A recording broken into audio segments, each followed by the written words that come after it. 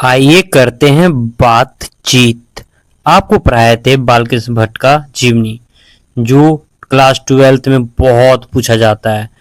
भैया बिहार बोर्ड से हैं, क्लास 12 का एग्जाम दे रहे हैं, तो आपको तो पूरा बुक पढ़ना ही पड़ेगा, नहीं तो मेरा वीडियो देखना ही पड़ेगा। बेसिक हिट आपको बेसिक बना देगा और आपको फेल नहीं होने देगा, क्योंकि आप पढ़ लीजिए पूरा चैप्टर, बन जाइए भैया, पास तो करिए जाइएगा ना। अरे भैया मजाक करें, टॉप कीजिएगा, थोड़ा ध्यान दे लीजिए, उतना भी हार्ड है नहीं। तो जीवनी से क्वेश्चन आता है और बातचीत पहला चैप्टर है, तो चलिए इसे पढ़ते हैं। इसे तो सभी स्वीकार करेंगे कि अनेक कवि कहते हैं। कवि अपने पूरे बातचीत के भावना को प्रकट किए इसमें, तो इसे पढ़ते हैं, अपने जीवन के ही तरह लीजिएगा, क्योंकि ये आपको बहुत काम आने वाला है। पेज नंबर 13 से ये स्टार्ट होता है बातचीत, और जीवनी तो आपको हम पढ़ाई दिए बालकृष्ण भट्ट का। तो चलिए उनका तो जीवनी जान लिए हैं और इनके आप लिखे हुए कुछ भाव को जानते हैं। इसे तो सभी स्वीकार करेंगे कि अनेक प्रकार की शक्तियां जो वरदान की भांति ईश्वर ने मनुष्य को दी है, उनमें वाक शक्ति भी एक है।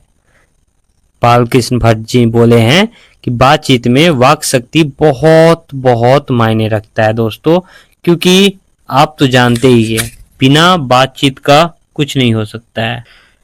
यदि मनुष्य की और इंद्रियां अपनी अपनी शक्तियों में अविकल रहती है और वाक शक्ति मनुष्य में न होती, तो हम नहीं जानते कि इस गूंगी दृष्टि का क्या हाल होता। ये सृष्टि गूंगी का गूंगी रहता और कुछ नहीं होता, सब चुपचाप रहते, इतने परेशान तो नहीं होते यार जीवन में मेरे हिसाब से। लेकिन इस बुक ने कहा है कि सृष्टि का क्या हाल हो जाता जब किसी के पास बोलने की शक्ति नहीं होता। तो भैया सब लोग लुंज पुंज से हो मानो कोने में बैठा दिए गए होते। यार भला बात तो बैठाता कौन, कोई बोल ही नहीं पाता तो बैठा दिए होते नहीं, बैठे रहते, ये होना चाहिए।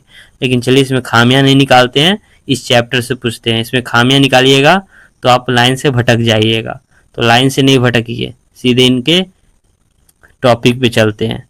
तो भैया आप एक ही बात याद रखिए, कोने में तो बैठे ही रहते, लेकिन एक बात और कह देते हैं, जो कुछ सुख दुख का अनुभव हम अपनी दूरी इंद्रियों के द्वारा करते हैं, उसी अवाक होने के कारण आपस में एक दूसरे से कुछ न सुन सकते। इस वाक शक्ति के अनेक फायदों में स्पीच, वक्तृता और बातचीत दोनों है, किंतु स्पीच से बातचीत का ढंग ही निराला है।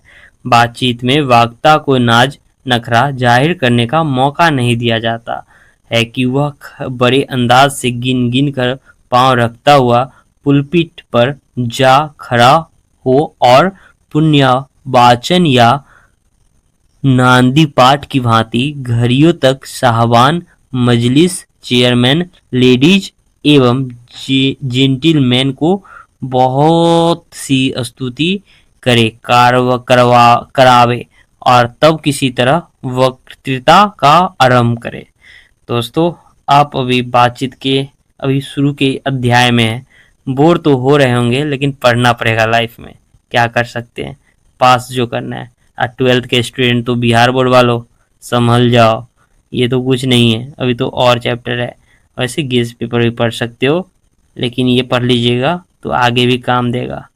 तो आपको बता दे, जहाँ कोई मर्म या नोक की चुटीली बात वक्ता महाशय के मुख से निकली कि ताली धमनी से कमरा गूंज उठा। इसीलिए वक्ता को खामखा ढूंढ कर कोई ऐसा मौका अपनी वक्तृता में लाना ही पड़ता है जिसमें करतल ध्वनि अवश्य हो। तो दोस्तों आज मैं एक पैराग्राफ पढ़ा और आपको बोर नहीं बनाता हूँ, क्योंकि आप आराम आराम से पढ़िए, अभी बहुत टाइम है, अभी कम से कम 4 महीना तो है ही, तो इतने में तो आपको हम घिस ही देंगे और ऑब्जेक्टिव भी बता ही देंगे। तब तक आपको आगे पढ़ना है, तो इसका स्क्रीनशॉट ले लीजिएगा और कुत्ता बिल्ली जानवर जितना भी बातचीत के बारे में दिया गया है 13 नंबर पेज में पढ़ लीजिएगा। तो फिर मिलते हैं बातचीत के अगले पड़ाव में।